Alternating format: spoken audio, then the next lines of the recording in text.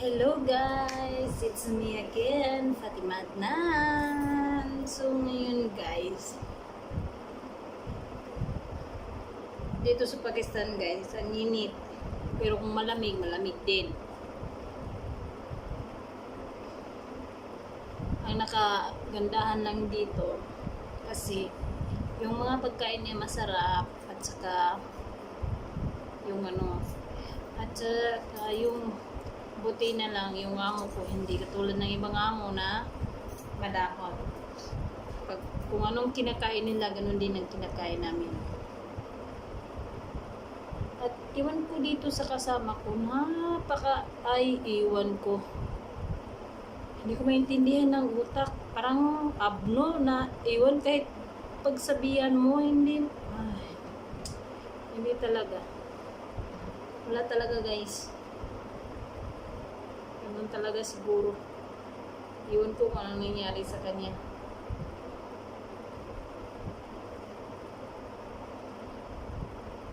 Kahit sinabihan niya siya ng amo namin, ay naku, ganun pa rin ginawa niya.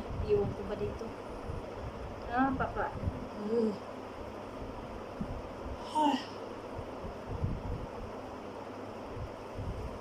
Iwan ko dito guys. Nainis na ako. Gala nito, mapatay ko na to. Ay, simba ko. Hindi po ako kikulat. Hindi po ako mamamatay tao. Hindi lang kasi sabi ko lang yun. Hindi lang kasi nakakairita na kahit siguro kahit sinong maging kasama nito. Maiirita talaga. At maiinis. Yung pasensya mo mauubos. Yun. At hindi lang yan. Iwan ko. Parang kunti-kunti lang yung hugasin. Abuti na ng alas 11. Diyos ko. Taga-hugas lang naman. Hindi naman lahat ng nasa kusina nilinisan niya. Hindi naman niya nilinisan lahat ng ng kusina.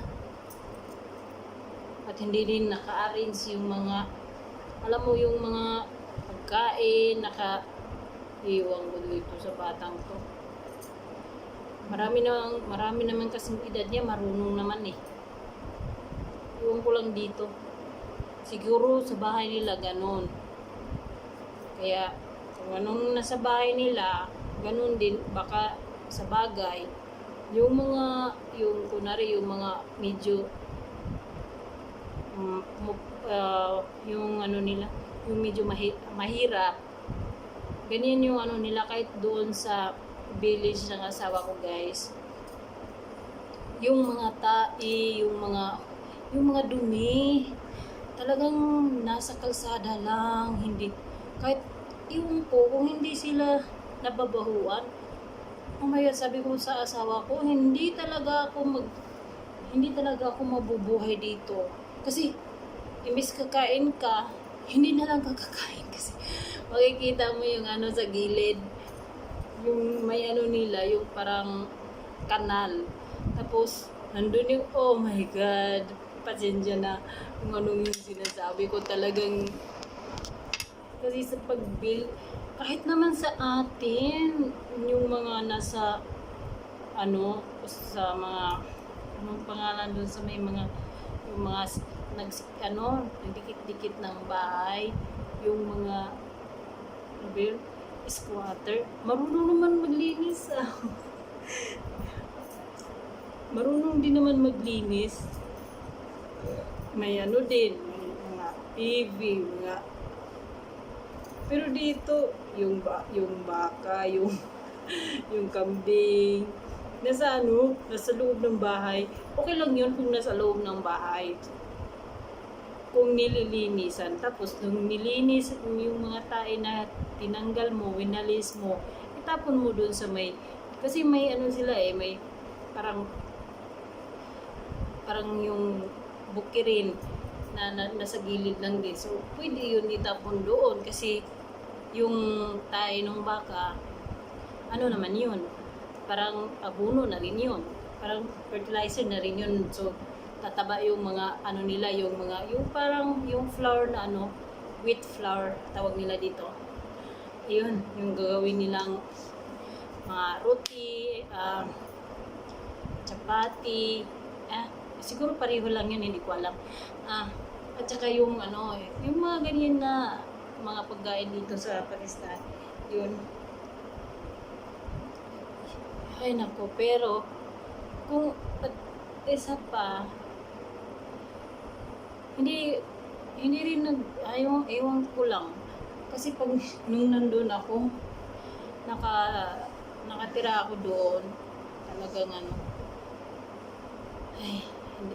Tapos yung kusina, hindi man lang malinis-linisan ng asawa, yung napaka ano. Tapos yung mga langaw, nandoon. Napakainis talaga guys. Hindi ko talaga man.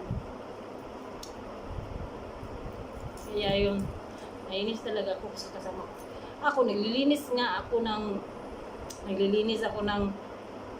ng CR.